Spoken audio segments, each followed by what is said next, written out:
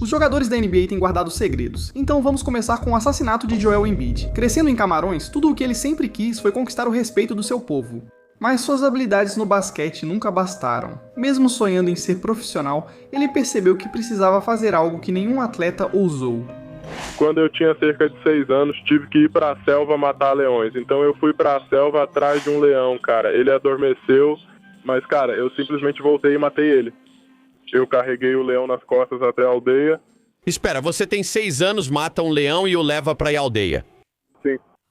Já ouvi muita coisa maluca na vida, mas um leão aqui? Sério? E quando você tinha só 6 anos? Pelo menos ele não quebrou a lei como o Giannis. Porque enquanto crescia, ele cometeu crimes apenas para sobreviver. Os pais do Giannis eram imigrantes ilegais, então ele temia chegar em casa e eles terem sumido. A família dele tinha dificuldade para encontrar trabalho e não tinha renda. Giannis e os irmãos passavam fome, mas acreditavam que encontrariam uma solução para a família. E, eventualmente, eles ficaram na esquina e arriscaram as próprias vidas. Eles sobreviveram nas sombras da economia. Nós não tínhamos muito dinheiro, mas tínhamos muita alegria. Vendendo mercadorias nas ruas, assim como esses imigrantes africanos que esperam ganhar 25 ou 30. A gente vendia óculos, relógios, depois começamos a vender CDs, DVDs. Ele deve ser um vendedor muito bom. Eu era o melhor. Caramba, cara. Giannis não só nunca foi pego, como salvou a família, e ainda se tornou um fenômeno da natureza com fortuna de 100 milhões. Se ao menos Dwight Howard tivesse a mesma sorte, pois sobreviveu a um vício quase fatal. No início, Dwight entrou na liga e virou o pivô mais dominante da NBA. Ao ir para Los Angeles, nosso garoto começou a cair de rendimento. Todos se perguntavam como ele passou de fazer isso para aquilo. E em 2012, o mundo descobriu que Dwight estava escondendo algo. Certo dia, no vestiário dos Lakers, ele entrou em pânico ao sentir mãos e pés tão dormentes que as pernas não paravam de tremer. Então ligou para seu nutricionista. Ao descobrir o hábito perigoso dele, até ela temeu pela vida dele. Então eu acabei desenvolvendo esse gosto por doces. Conforme fui ficando mais velho, isso só aumentou. Eu comecei a amar Skittles e tudo o que eu queria era Skittles, Skittles, Skittles, sabe? Eu não conseguia parar. Depois me apaixonei por Honey Bun e eu comia pelo menos 4 ou 5 por dia, às vezes até mais, só esquentava eles e tomava uma água bem gelada junto. Era muito bom. E a minha rotina em uma temporada era comer no McDonald's antes de cada jogo. Eu pegava 2 cheeseburgers duplos, uma batata grande, uma batata pequena, um milkshake de morango com chocolate e uma Coca-Cola grande. Ah, sim. Dwight era tão viciado em besteira que ele literalmente colocou uma máquina de Skittles na casa dele. E não só isso, cara. Ele comia mais de 5.000 calorias e 12 barras de chocolate por dia. Mas o nutricionista dele disse que se ele não parasse, não só a carreira dele acabaria, como também a vida dele. E Dwight prometeu mudar antes que fosse tarde demais. Não sei o que é mais louco, isso ou o momento mais estranho do Kawhi, já que o que ele fez em um restaurante viralizou muito. Nem a risada feia dele chega perto dessa história. Logo depois do campeonato de 2014, o cara vinha da melhor temporada da carreira. Mas todo mundo conhece o Kawhi, né? O cara é um robô, então nem isso era bom o suficiente. Ele passou a ficar dia e noite na academia, levantando suspeitas dos colegas sobre sua humanidade. Por isso, decidiram testá-lo e o convidaram para jantar. Porque até uma fera de 2,01 metros e 102 quilogramas tem que comer de vez em quando, né? Como o Kawhi assinou um contrato de 90 milhões de dólares, todos resolveram ir a um dos restaurantes mais caros de San Antônio. Você pensaria que Kawhi gostaria de gastar muito. Após olhar o cardápio, ele não se animou. Quando o garçom veio, seus companheiros pediram pratos deliciosos. Mas Kawhi, ele é diferente. Ele tirou um saco de frutas, começou a gritar "hora da maçã" e literalmente comeu 12 delas com garfo e faca. Não me surpreende, vindo de um cara que ri assim. Faz coisas assim? Bom, pelo menos Kawhi não é como LeBron, vivendo todos os dias com medo. Porque depois que LeBron assinou o contrato com os Lakers, ele instantaneamente virou alvo. Veja, em 2018 LeBron comprou uma mansão em uma das áreas mais exclusivas de Los Angeles. E comprou uma casa com academia, cinema, uma piscina nos fundos. Qualquer um ficaria animado, mas LeBron deveria ter se informado melhor, porque o que ele não sabia era que estava sendo vigiado por um maníaco. Veja, morar em Los Angeles traz duas coisas: vizinhos famosos e invejosos. E um dia, quando LeBron ligou o noticiário, ele ficou com medo pela própria vida, porque viu que outras celebridades do seu próprio bairro também foram vítimas. E o que é ainda mais assustador é que LeBron estava no topo da lista de alvos dos criminosos. Veja, nosso garoto é bilionário e não deixaria caras mascarados fazerem um assalto estilo GTA. Ele contratou 10 seguranças para proteger sua casa 24 horas por dia, pois não era só sua vida em risco. Como a organização criminosa sabia que ele era intocável, começaram a vandalizar seus murais para dar um aviso. Isso mostrou que não hesitavam em destruir os sonhos dele, como a NBA fez com Jokic. No draft de 2014, Jokic já estava pronto para realizar seus sonhos. No Barclays Center, as escolhas eram anunciadas e Jokic aguardava ansioso por sua vez. Com a 41ª escolha, era a vez do Denver Nuggets. Jokic sentiu que sua hora havia chegado. Ele esperou 19 anos por esse momento e estava pronto para animar a torcida. Mas quando a escolha foi anunciada, a NBA achou mais importante mostrar isso. Duas coisas que você só sonhava ver juntas. Ah, isso me lembra uma coisa. Cara, o quê? Entrega por $20, que absurdo. Mas falando sério, se eu fosse o Jokic e a NBA fizesse isso comigo, eu ficaria mais puto do que daquela vez que um jogador da NBA quase levou uma surra do próprio técnico. Quem mais além do J.R. Smith, cara? Lá em 2018 os Cavaliers estavam cheios de drama, e em fevereiro eles quase trocaram o time inteiro, então a pressão estava no auge.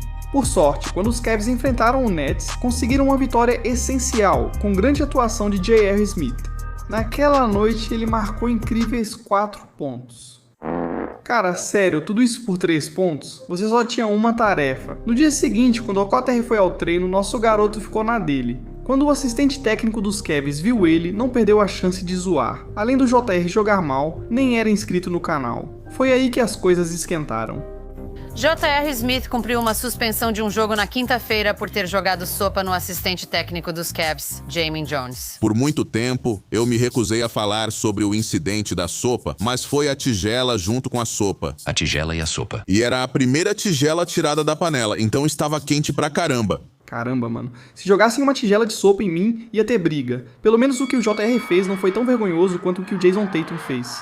Porque esse cara fez uma coisa tão idiota que acabou sendo banido da casa do ídolo dele. Tipo, você não tá entendendo? Em 2019 o Tatum tava nas nuvens.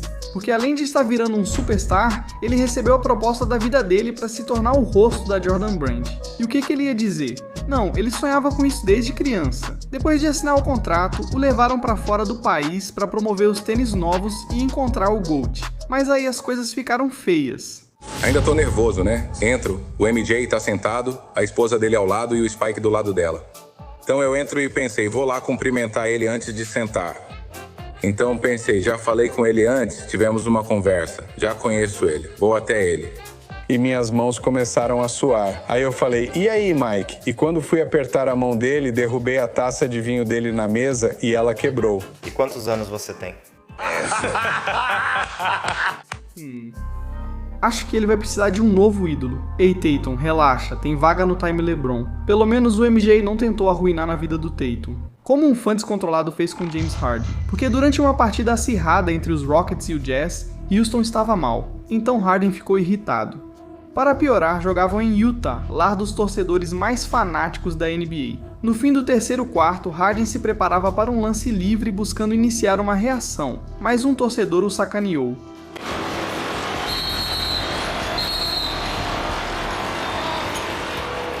Eles tinham uma câmera com flash. Quero dizer sério, James Harden, é tão grave assim? Você está prestes a fingir que vai arremessar uma bola. Olha, cara, receber um laser nos olhos é perigoso, tipo, leva menos de 1 segundo pra ficar cego, então o Harden só fazendo o trabalho dele quase fez ele virar o Stevie Wonder. Meus vizinhos já batem na porta cansados de me ouvir gritar sobre NBA, então só dá tempo pra mais uma história. E eu garanto, isso vai mudar pra sempre a forma como você vê o Russell Westbrook. Porque lá em 2004 as coisas eram bem diferentes. Westbrook era só um jogador de basquete de 15 anos, ele era sortudo por dividir a quadra com seu melhor amigo, Kelsey Barnes. Juntos estavam colocando a escola no mapa. Esses dois eram inseparáveis, porque eles prometeram um ao outro que quando se formassem, os dois iam jogar pela UCLA e eventualmente jogar juntos na NBA. Então, dia e noite, esses garotos treinavam por toda a cidade. Até que, no início de maio de 2004, o técnico Reggie Morris levou Russell e Kelsey para o Los Angeles Southwest College para jogar rachas contra alguns dos melhores jogadores do estado.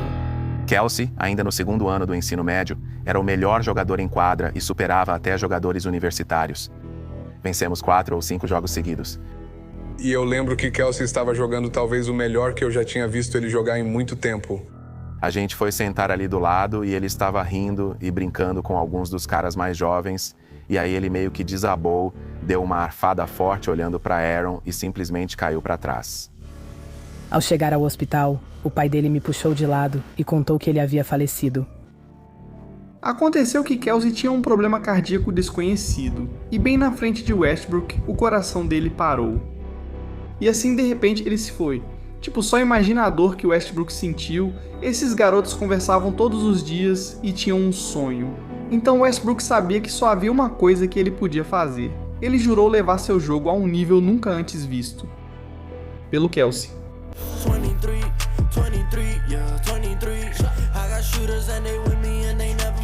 Westbrook passou de uma média de 12 pontos por jogo para 25. Assim, ele recebeu propostas de todas as grandes universidades.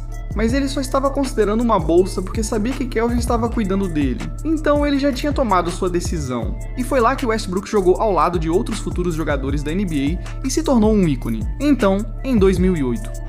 Com a 4ª escolha no draft da NBA de 2008, o Seattle Supersonics seleciona Russell Westbrook da UCLA. Westbrook não só realizou o sonho deles de chegar à NBA, como rapidamente se tornou um dos melhores jogadores da liga, mas nunca esqueceu de onde veio ou quem o ajudou a chegar até aqui. Porque uma das coisas mais difíceis que você pode passar é perder um amigo, e para Westbrook é algo que ele nunca vai superar.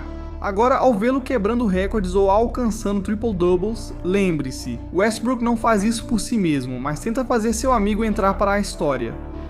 Quero que saibam que Kelsey poderia ter sido o melhor do país e sempre fará parte da minha vida.